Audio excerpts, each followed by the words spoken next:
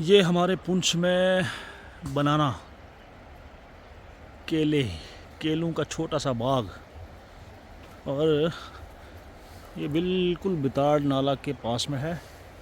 और ये छोटे छोटे केले भी लगे हुए हैं, ये आप देख सकते हैं।